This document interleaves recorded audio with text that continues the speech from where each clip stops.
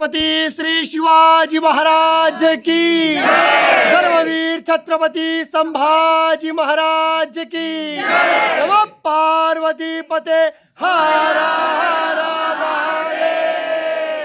जय भवानी, जय शिवाजी, जय भवानी, जय शिवाजी। भारत माता की, भारत माता की,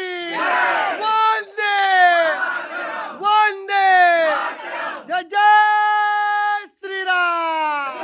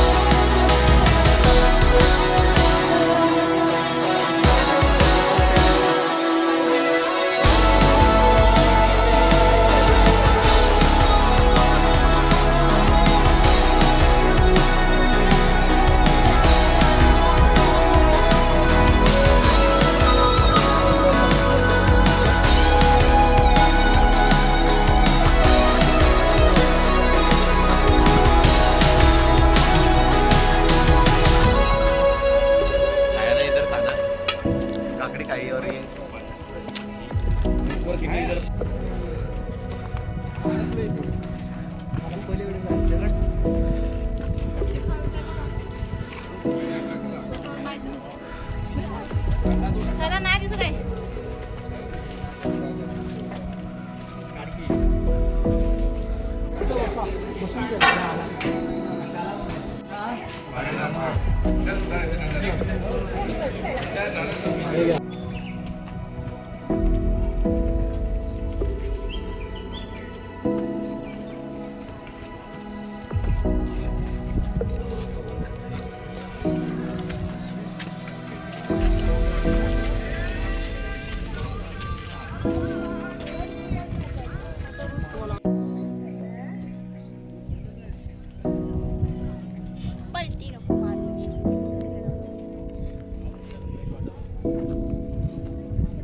गडावरती मी आपल्या ग्रुपचं सहर्ष स्वागत करतो. गडावरती माझी एक ओळख करून देतो. माझं नाव आहे मंगेश शिंदे. याआधी आपण गड पाहिला असेल किंवा नसेल, आज गड प्रत्यक्षात बघणार आहोत आपण. पण गड पाहत असताना आपल्याकडे असणारा जो काही कचरा आहे तो आपल्याला कचरा पेटीमध्ये टाकायचा. जेणेकरून आपला गड महत्वाच्या ठिकाणी चपला बुटं बाहेर काढून दर्शनासाठी तिथं जायचं, फोटो काढण्यासाठी कुठल्याही तटबंदीवरती करायचं नाही. या काही महत्वाच्या सूचना आहेत, याचं पालन या आपल्याला सगळ्यांना करायचं. आज आपण गडाची समोरची बाजू आहे, जोपर्यंत डोक्याचा घाम पायाच्या नखाला तोपर्यंत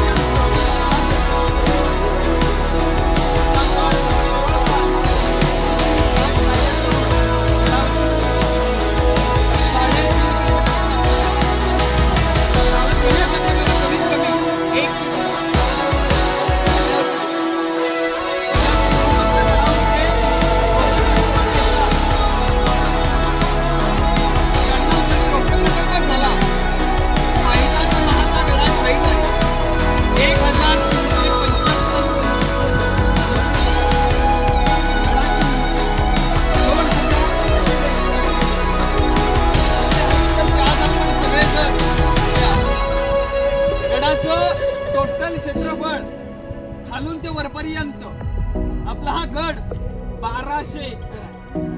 पूर्ण गड बघायला 2 ते 3 दिवस कमी पडतात एवढा हा मोठा गड. गडाला पॉइंट आहेत, वास्तू आहे 45 पॉइंट. त्यातील गडाचा वरचा पठार भाग 100 एकर, ज्यामध्ये 350 इमारती, 11 मोठी पाण्याची तलाव, त्यातील हत्ती तलाव पाहिले ना आपण, अशी भली मोठी 11 तलाव आहेत, 84 टाके आहेत. आज आपण पाहतोय गडाच्या इमारती बघायला मिळतात, पण या इमारती त्या काही बंदिस्त होत्या. त्यातील आज आपण गडाचा बाल्ले किल्ला बघणार आहोत.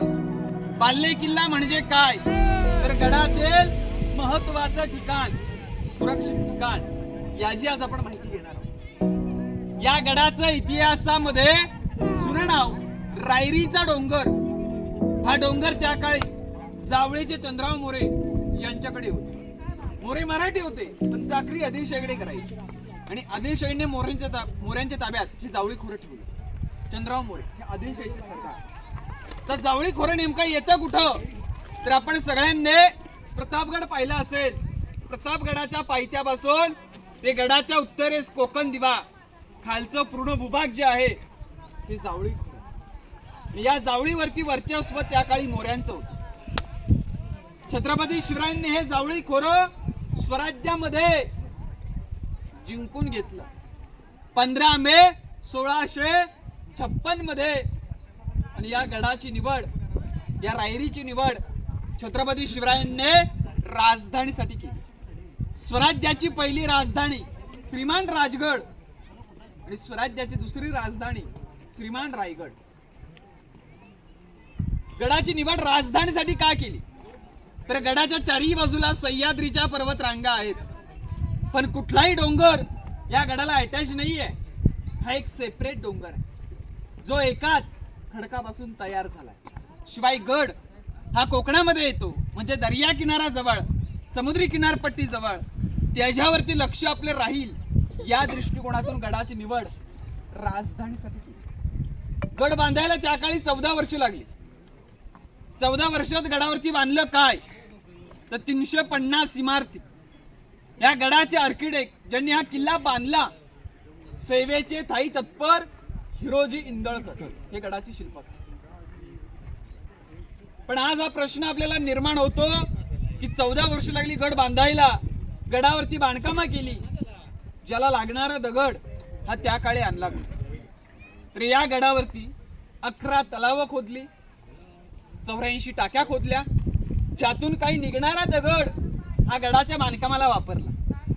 म्हणजे काय, तर पिण्याकरता पाणी झालं आणि बांधकामाला दगड झाली. पाणी अडवा पाणी जिरवा ही संकल्पना त्या काळची. आज आपण बांधकाम पॅकिंग करायला रेती आणि सिमेंट वापरतो, त्या काळी बांधकाम पॅकिंग करायला चुना, गुळ आणि शिसं वापरतो. त्यामुळे गडाचं बांधकाम मजबूत आहे. आता इथून पुढे आपण गड दर्शनाकरता सुरुवात करणार आहोत. आता आपण पायी गडावरती आलात, चालत गडावरती आलात. पायी येताना आपल्याला चित्त दरवाजा, नाणे दरवाजा, खूप लढा बुरुज, अंधार लेण्या आणि मुख्य म्हणजे गडाचा महादरवाजा बघायला मिळतो, जो बहुमुखी आकाराचा आहे. जय आणि विजय बुरुज आहे. त्याच्यावरती हत्ती तलाव, म्हणजे हत्तीनं आंघोळी करण्यासाठी पिण्याकरता पाणी, हत्ती तलावातील पाण्याचा वापर केला जात असतो. ते हत्ती तलाव, हत्तीच्या आकारासारखं दिसणारं भलं मोठं हत्ती तलाव आहे. त्याच्यावरती आपण हनुमान टाका पाहिजे, आणि समोरच गडाची गडदेवता शिरकाई देवीचं मंदिर आहे. आता इथून पुढे आपण गंगासागर, मनोरे या वास्तूंची माहिती त्या ठिकाणी जाऊन घेऊ. बोला छत्रपती श्री शिवाजी महाराज के जय. धर्मवीर छत्रपती श्री संभाजी महाराज के जय. नमो पार्वते पतये हर हर महादेव. हर हर महादेव. इकडे जे आपल्याला गवत आलेलं टोक दिसतं का पुढे, हा पश्चिमेचा कडा आहे हिरकणीचा बुरुज. म्हणजे तिथून आणखी थोडं पुढे गेलो की जो बुरुज आहे, भिंत आहे, ती हिरकणीचे बुरुज आपल्याला बघायला मिळतो. त्याच्याच पायथ्यापासून, त्याच कड्याच्या, त्याच टोकाच्या पायथ्यापासून आपण गड चढायला सुरुवात केली. हा पश्चिमेचा कडा आहे. आपण पश्चिम बाजूने सुरुवात केली वर यायला. एका आईच साक्ष देणारा हा पश्चिमेचा कडा हिरकणीचा बुरुज. या गडाचे त्या काळी नेम होते की नगारखाना आतमध्ये आहे, ज्याच्यावरती नगारे सणई वाजले की गडाचा मुख्य दरवाजा म्हणजे महादरवाजा बंद व्हायचा किंवा उघडायचा. येताना पाहिलं ना आपण. कोजागिरी पौर्णिमेचा दिवस होता. हिरकणी गवळण या गडावर ते नेहमीप्रमाणे दूध विकण्यासाठी आल्या. क्षणभर विसावल्या, धाणीमणी नाही आलं. गडाचे दरवाजे बंद झाले, उतरायला रस्ता काय मिळेना. म्हणून शेवटी हा पश्चिमेचा कडा उतरून त्या खाली गेल्या. एक छोटीशी कविता आहे की रायगडावर राजधानी ती, रायगडावर राजधानी ती होती शिवछत्रपतींची, आणि कथा अजूनही ऐकू येते तेथील त्या हिरकणी बुरुजाची, की वसले होते गाव तळासी वाळूसुरी या नावाचे, आणि राहत होते गरीब कुटुंब गरीब धनगर गवळ्याचे. आई बाईको ताणा मुलगा कुटुंब होते छोटेशे, आणि शोभत होते हिरा नाव त्या तडपदार घरवालीचे. सांज सकाळी हिरा येत असे दूध घेऊन गडावरी, चालत होती उपजीविका त्या लेकीच्या धंद्यावरती. एके दिवशी हिरा क्षणभर विसावली, ढाणी म्हणी नाही आलं, कधी सांज वेळा टळून गेली. सूर्यदेव मावळता होती गडाचे दरवाजे बंद. हिरा मनात भ्याली, घरी ताण बाळ माझे. हात जोडून करी विनवणी, गडकरी खाली जाऊ द्या मला. पण गडकरी म्हटले नाही आदुज्ञा शिवरायांची अम्माला. बाळाची आठवे झाली, माई माऊली वेडी पिसी, आणि कडा उतरून धावत जाऊणी बाळाला ती घेई कुशी. आतुरने हे धाडस पाहुणी महाराज स्तंभित झाले, आणि हिरास साडी चोळी देवणी प्रेमी सन्मानित केले. कड्यावरती त्या बुरुज बांधलेला साक्ष आईच्या प्रेमाचा, आणि कथा अजूनही ऐकू येते तेथील त्या हिरकणी बुरुजाची. कथा अजूनही ऐकू येते तेथील त्या हिरकणी बुरुजाची. म्हणजे 350 वर्ष आधी एका मातेने एका आईने दाखवून दिले की आई आपल्या मुलाकरता काय करू शकते. माणूस कितीही मोठा झाला तरी आईचे उपकार नाही कधी फेडू शकत. हे हिरकणी गवळण आणि 350 वर्षापूर्वी दाखवून दिलेलं आहे. पण राजांच्या लक्षामध्ये आलं की एखादी महिला गडाच्या खाली जाते तर तिथून दुश्मन गडावरती येऊ शकतो. या कारणास्तव तिथे बुरुज बांधला. त्या बुरुजाला नाव दिलं हिरकणीचा बुरुज, आणि खालच्या वाडीला, खालच्या गावाला नाव दिलं हिरकणी वाडी.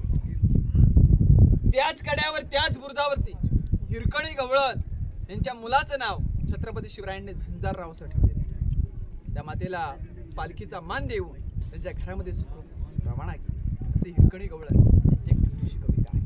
तर पुढे आपण जे तलाव पाहतोय याची माहिती पुनरायांपासून आपण घेणार आहोत, आणि मग पालखी दरवाजातून आपण बाल्ले किल्ल्यामध्ये प्रवेश करू.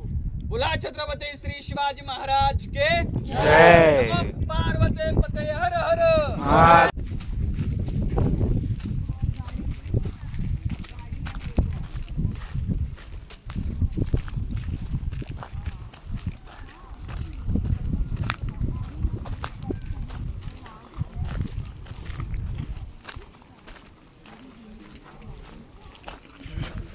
घेऊ का त्याला घेऊ.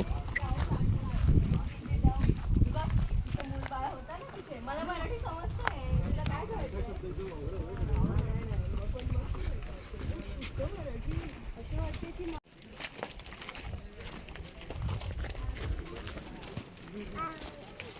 अरे बापरे, बसले पण ते स्टोअर केले जाईल. इतिहास नोंदणीप्रमाणे आपला हा गड 11 ते 12 दिवस जळून, जे लाकडी बांधकामे पूर्णतः जळून गेले. आज पाहतो काय आपण तर दगडी बांधकाम. यावरून कल्पना करायची आहे की त्यावेळी या गडाचं वैभव, या इमारतीचं वैभव होतं कशा प्रकारे. आता आपण बाल्ले किल्ल्यामध्ये जाऊया. बोला छत्रपती श्री शिवाजी महाराज के जय. हर हर महादेव.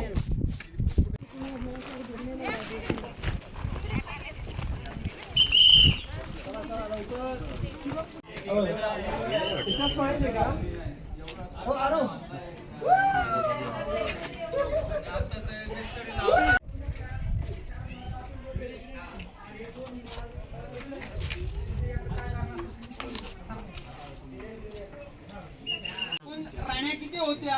8. नाव काय तर सहीबाई, स्वैराबाई, पुतळाबाई, सगुणाबाई, गुणवंताबाई, लक्ष्मीबाई, काशीबाई आणि सत्वारणाबाई 8 लग्न का महाराजांनी केली हा एक गणिमी कावा आहे की नामवंत घराण्यातील मुलींची लग्न केली जेणेकरून ही लोक सोबत येतील आपल्या आणि नाही आले तरी आपल्या विरुद्धात युद्ध नाही करणार म्हणून 8 लग्न केली ती आऊसाहेबांच्या समोर.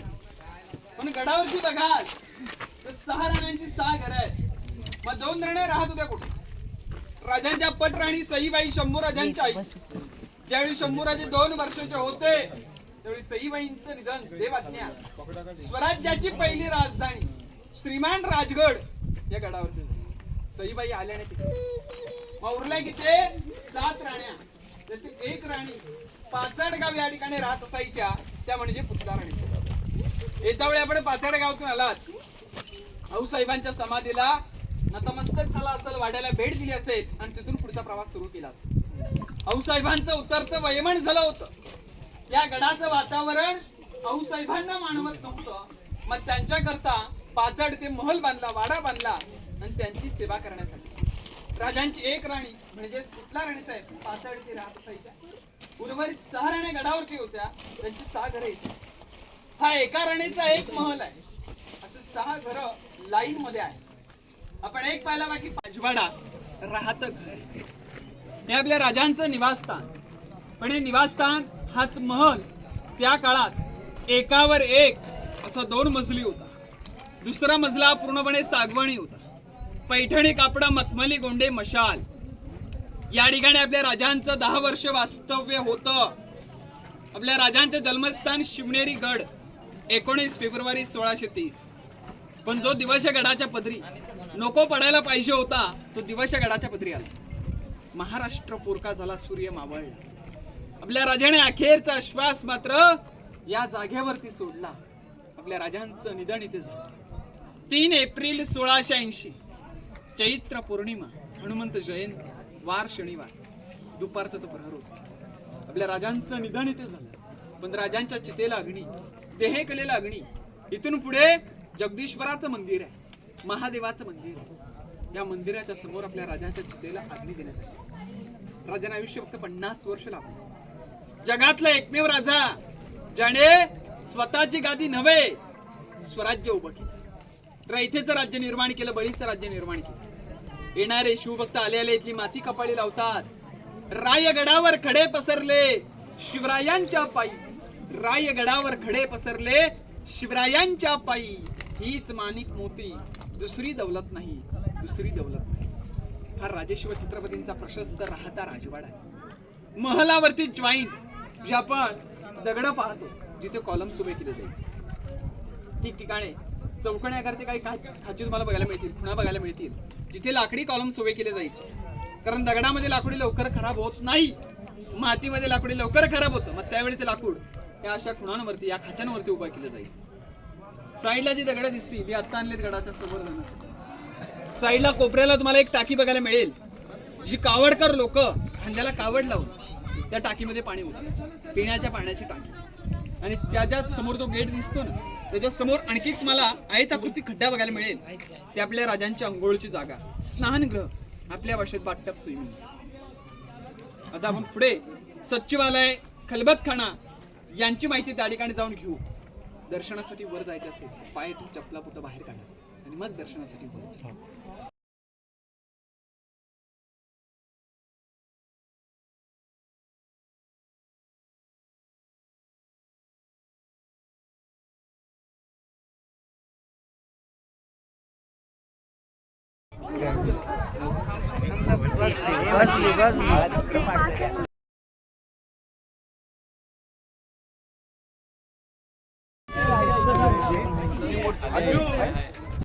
उजीड आणि मखमली गोंड्यानी सजलेला हा भव्य दिव्य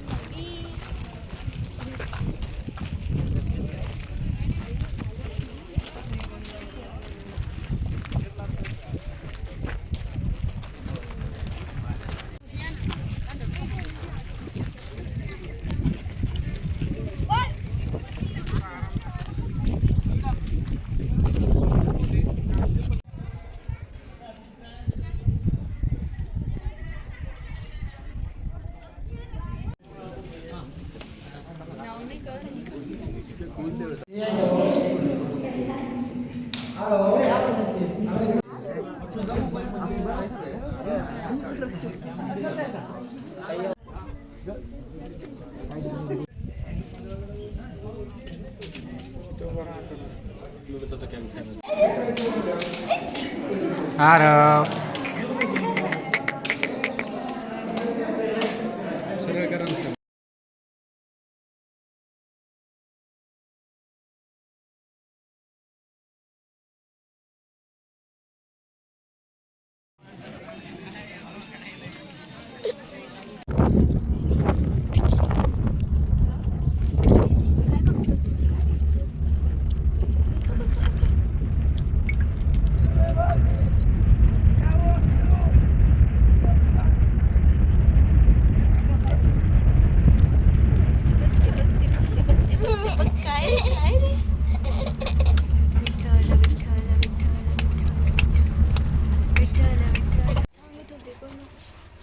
टोकावरून जिजामाताच ते